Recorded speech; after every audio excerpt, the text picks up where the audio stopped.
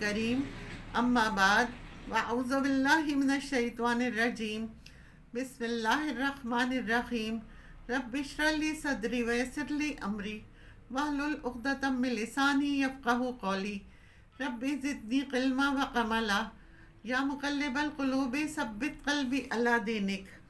اللہ تعالیٰ فرماتی ہیں وہ لوگ جنہوں نے اپنے رب کے حکم کو انکار کر دیا اور جو انہوں نے نیک اعمال کیے تھے۔ ایک تو ہوتے ہیں برے اعمال، ایک وہ نیک اعمال جو برائیاں بھی انسان میں ہوں اور وہ پھر نیک عمل کرے، یعنی نیکی بلٹن ہے۔ ہر انسان میں جو کافر ہے، جو مشرک ہے، جو منافق ہے، جو عورت رات کو برا کام کرتی ہے، وہ بھی دن میں کہیں نہ کہیں نیکی کر رہی ہوتی ہے۔ اگر کسی کو روتا دیکھے گی تو اس کی مدد کرے گی، کیونکہ نیکی تو انسان کے اندر بلٹن ہے۔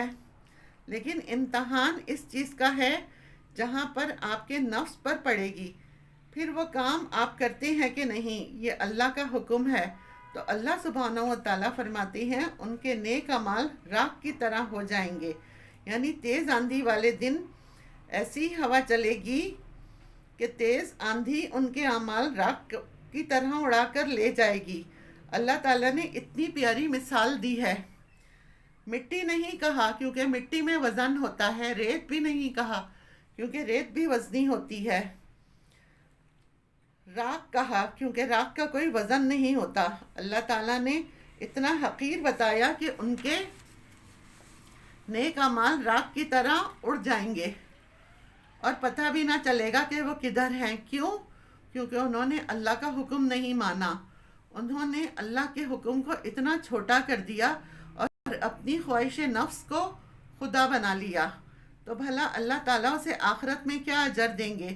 بعض اوقات دل میں یہ بات بھی آتی ہے کہ فلاں تو مسلمان نہیں ہے، اس نے اتنے ہاسپٹل بنائے، ان کے تو نیک اعمال اتنے ہیں، تو انہوں نے ملین ڈالرز خرچ کیے، اتنی چیریٹی کی، تو ان کے نیکی کے سارے کام، وہ سارے کے سارے اللہ تعالیٰ انہیں دنیا میں ہی اس کا اجر دے دے گا، وہاں پر ان کی کوئی جزا نہیں ہے۔ ہم تو جج نہیں ہیں، یہ فیصلہ آخرت میں اللہ تعالیٰ نے کرنا ہے کہ کس کو کیا صلہ ملے گا۔